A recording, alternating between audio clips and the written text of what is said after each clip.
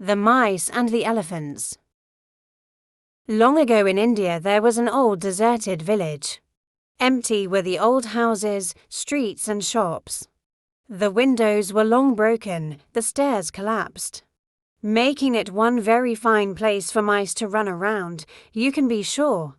For hundreds of happy years the mice had made this deserted pile of rubble their home. They built a wide network of tunnels, forming extensive mazes.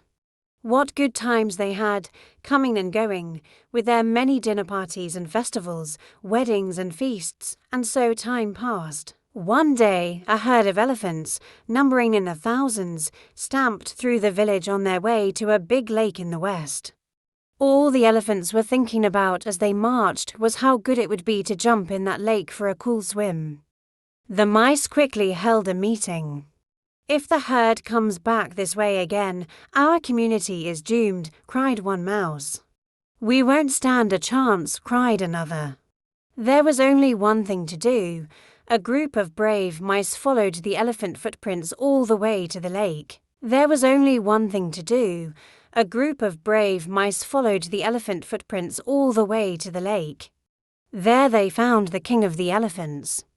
Bowing before the king, one mouse spoke for the others and said, "O king, not far from here is our mice community.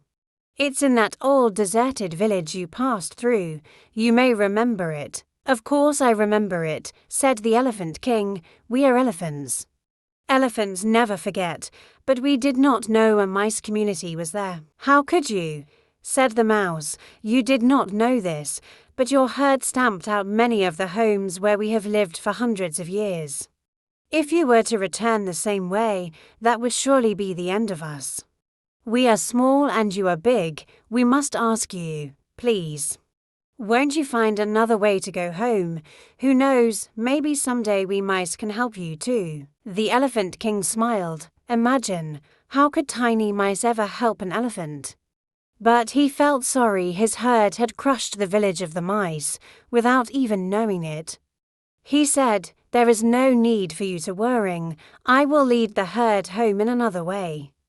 It so happens that nearby lived a certain king who ordered his hunters to trap as many elephants as they could. Knowing that the elephants came from far and wide to jump in the big lake to swim, the king's hunters made a trap in the water. As soon as the elephant king and his herd jumped into that lake, they were caught in the trap, one and all. 2 days later, the hunters dragged the elephant king and his herd out of the lake with large ropes and tied the elephants to big trees in the forest. When the hunters had gone, all the elephants looked to their king. The elephant king tried desperately to think, what could they do? All the elephants were tied to the trees but one elephant. The only reason she was free was because she did not jump in the lake. The elephant king called out to her. He told her that she must go back to the old deserted village and bring back the mice who lived there. When the mice found out the trouble that the elephant king and his herd were in, they raced over to the lake.